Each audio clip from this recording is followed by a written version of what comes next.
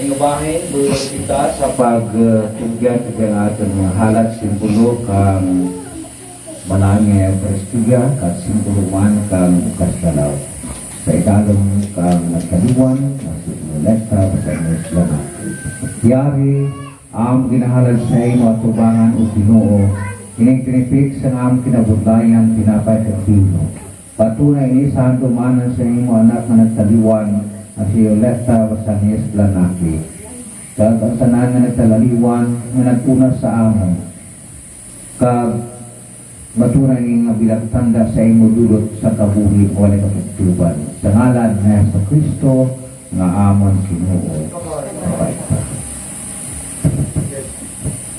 Pinabendisyon natin ka mo, patitupan sa Apostolic ngalan.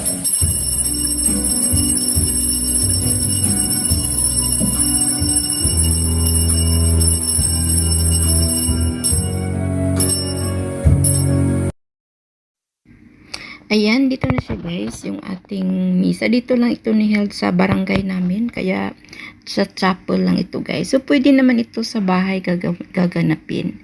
Kaso lang, siyempre dito namin ni-held yung dito lang sa aming baryo. Yan, parang chapel, kaya maliit lang yung aming simbahan.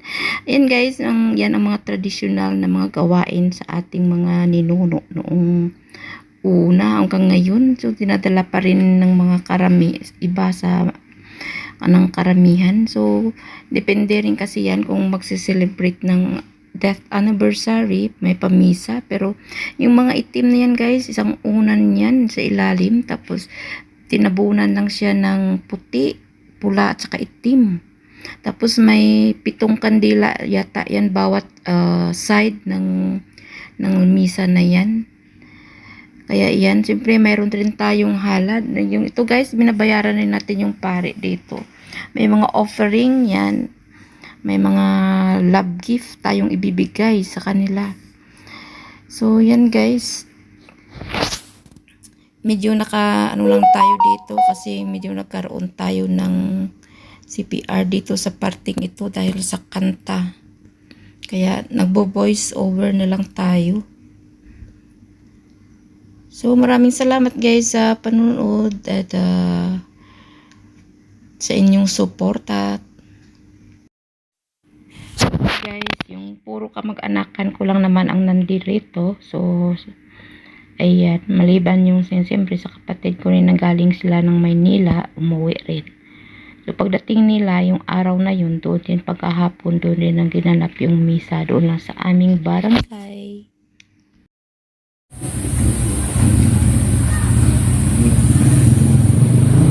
Magapadaan kita sa aton pag-iwat kaging aton balaan sa Riken para sa kabuhay nga dayon aton nataliwan nga si Violeta Basanis Planaki. Kabay nga aton pagpangamuyo ang inyong pagpangamuyo sa ating halad dapat sa Diyos ang amay nga makagagahong. Ay, patuloy sa Ginoo aton halad sa iyang kadayawan kagayahan para sa aton kayuhan sa bugos na simbahan.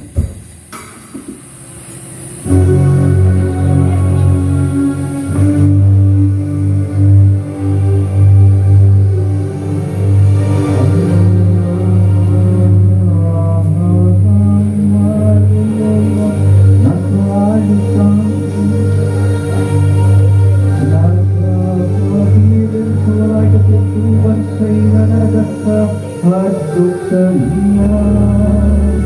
Habang ikatang nagpapiling sa mga anak, sa daan at bahay.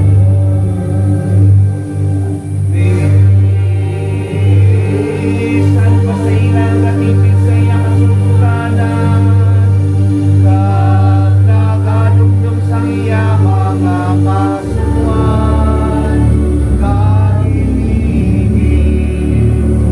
na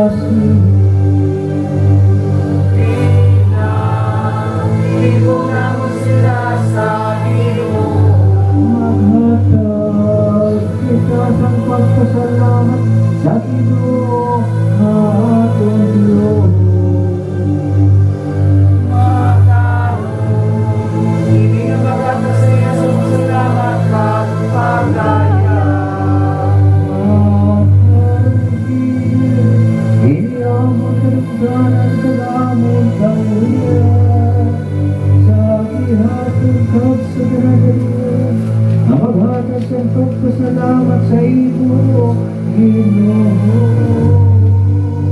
Walang naman, magkagawang pagulay at tugtugan na Diyos. Sa kailangang salamat Ginoo, Jesus Cristo, na nagpatugaya sa paglang kapulahan na pagkabahan. Agudot sa aming nakasubod, magulugyaw kami sa mga pagsalit sa kabulay ka, tugtugan. Ay kunawa sa kabulukan ng buyan, nagahangyan sa kamatayo. Di mo kami inatakan, na wala'y katugtugan na subuyan dito sa kalangitan.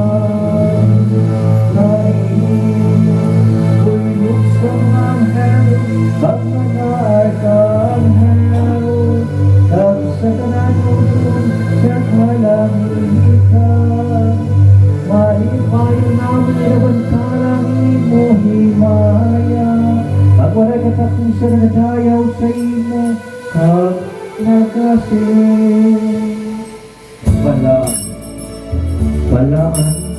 Balaan ang Ginoo, Diyos na nabhanan at may kasaran. Ang langit upang Diyos ang nahimanan, isana sa altar, bulahan siya na kari, kanalan sa Ginoo, o sana sa kanyang Gamay kasalang ang langit kakaglutan, tungkol sa imo himayan. Hosana,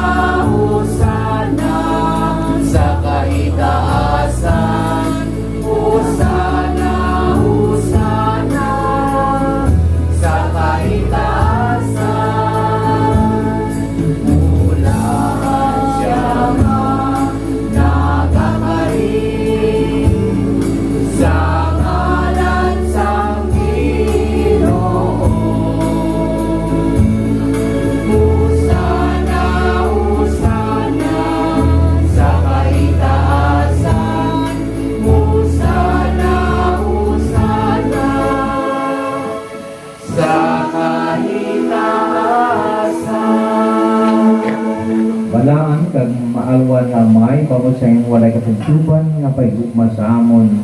Imo kami gintuga para sa imong kaugalingon.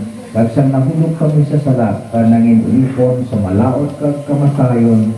Sa imo kaluoy mo ginpadala, imo salamat walay katugtuban nga anak, sa pag-abot sa amon tawhanon nga kinaugali, sa pagpangabuhi, sa pagpakabantay, subong sa amon, sa pagkatatuloy namon sa imo, ang Diyos na amay sang tanan. Sa pagtuman sa imo kabubuton, nagdupahan siya sa krus, kaginhalad niya ang iya kaugalingon, ang higpit na sakripisyo para sa tanan niya katawan. Sa gabi na sa diin, ginuban siya, nagkuha siya sa sinapay, siya sa naghatag sa pagpasalamat sa imo. Gintipik-tipik niya ini, ginhatag ini sa iya mga kitutunan, kag nagsiling, kuhaan. Ini ang mga panlawas na hatag ko para sa inyo, muhatan niyo ini sa pagtundong sa ato.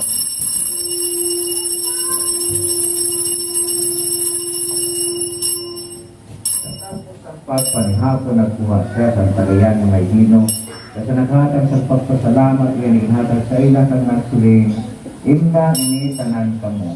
Kaya mo yung atong tugo sa bagong katipan, naging buko ko para sa inyo, sa kadamuan, sa pagpatawat sa mga sala. Sa tinunin ninyo ngayong ini, buhatan ninyo ini sa pagdundong sa akin.